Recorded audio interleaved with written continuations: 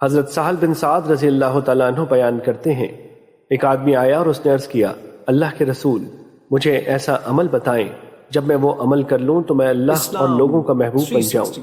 آپ صلی اللہ علیہ وسلم نے فرمایا، دنیا سے بے رغبت ہو جا، اللہ تجھ سے محبت کرے گا، اور جو کچھ لوگوں کے پاس ہے اس سے بے رغبت ہو جا تو لوگ تجھ سے محبت کریں گے۔ مشکات المصابی حدیث نمبر 5187۔ حضرت ابن مسعود رضی اللہ تعالیٰ عنہ سے روایت ہے کہ رسول اللہ صلی اللہ علیہ وسلم ایک چٹائی پر سو گئے، جب آپ اٹھے تو آپ کے جسد اتھر پر اس چٹائی کے نشانات تھے۔ ابن مسعود رضی اللہ تعالیٰ عنہ نے عرض کیا، اللہ کے رسول، اگر آپ ہمیں حکم فرمائیں تو ہم آپ کے لیے نرم بستر تیار کر دیں۔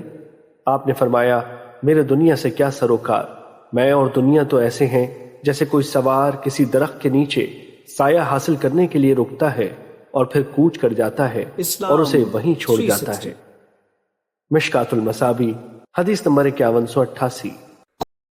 حضرت ابو امامہ رضی اللہ تعالیٰ عنہ نبی صلی اللہ علیہ وسلم سے روایت کرتے ہیں، آپ نے فرمایا، میرے دوستوں میں سے وہ مومن میرے نزدیک زیادہ قابل رشک ہے جس کے پاس ساز و سامان کم ہو، نماز میں اسے لذت حاصل ہوتی ہو، اپنے رب کی عبادت خوب اچھی طرح کرتا ہو اور وہ پوشیدہ حالت میں بھی اس کی اطاعت کرتا ہو، لوگوں میں مشہور نہ ہو، اس کی طرف انگلیاں نہ اٹھتی ہوں، اس کا رزق گزارے لائق ہو اور وہ اس پر صابر ہو۔ پھر آپ صلی اللہ علیہ وسلم نے ایک چٹکی بجائی اور فرمایا، اس کی موت جلدی آ گئی، اسے رونے والیاں کم ہیں اور اس کی میراث بھی کم ہے۔ مشکات المصابی حدیث نمبر 5189۔ حضرت ابو امامہ رضی اللہ تعالیٰ عنہ بیان کرتے ہیں، رسول اللہ صلی اللہ علیہ وسلم نے فرمایا، میرے رب نے مجھے پیشکش کی کہ وہ مکے کی وادی بطحا یا مکے کے سنگریزوں کو سونا بنا دے۔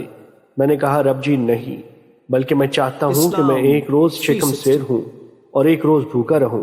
جب میں بھوکا رہوں تو تیرے حضور عاجزی کروں اور تیرا ذکر کروں، اور جب میں شکم سیر ہوں تو تیری حمد بیان کروں اور تیرا شکر ادا کروں۔ مشکات المصابی حدیث نمبر 5190۔